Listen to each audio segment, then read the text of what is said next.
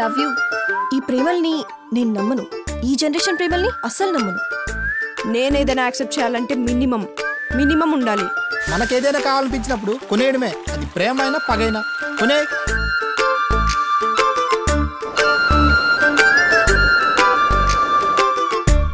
రెండేళ్ల లవ్రా ఇక్కడ.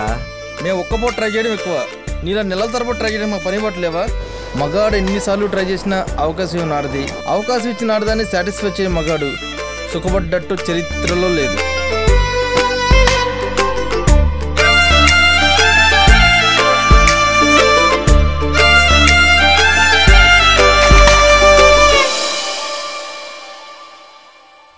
నాకు ఆల్రెడీ ఎంగేజ్మెంట్ అయిపోయింది.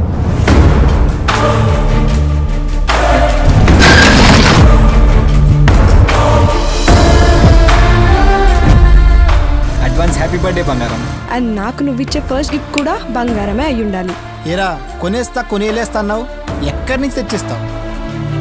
ఒక అమ్మాయి ప్రేమ కోసం నీ క్యారెక్టర్ నవ్వుకు దిగజారిపోతున్నామేమో అనిపిస్తుందిరా. ఈ రోజుల్లో క్యారెక్టర్ ఉన్న అమ్మాయి దొరికినప్పుడు మన క్యారెక్టర్ని తగ్గించుకోవడంలో తప్పులేదురా. నువ్వు ప్రేమ ఒక్కటే బతుకు అనుకున్నావు. బతుకు బాగుంటేనే ప్రేమ ఉంటుందని నేనంటున్నా.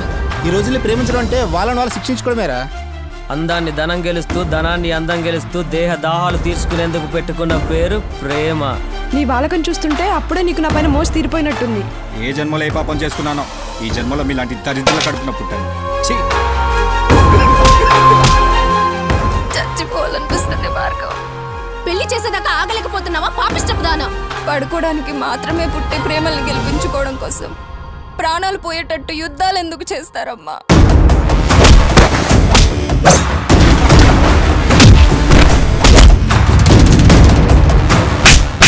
ఇక్కడ తప్పు చేసిన వాళ్ళు ఎవరికైనా ఒక్కటే తీర్పు. మన కులపాల కంచంలో ఎంగిలి మెతికే ముట్టారు, అట్లాంటిది వేరే కులందాన్ని ఎట్టా ముడతావురా? మీ కులాలు, కట్టుబాట్లు, మతాలు, పంతాలు బ్రతుకు పోరాటం మీద చూపించండి, అంతేకాని మాలాంటి ప్రేమికుల మీద కాదు.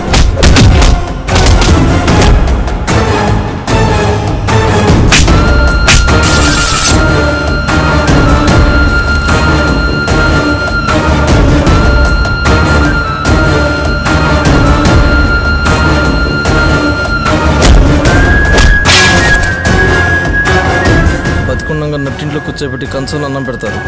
చచ్చాక వాకిట్లో కుండ బింకెట్టి మొదటి ముద్ద అంటూ 4 మెతులు పడేస్తారు. అట్టండి బతుకులు మనయి.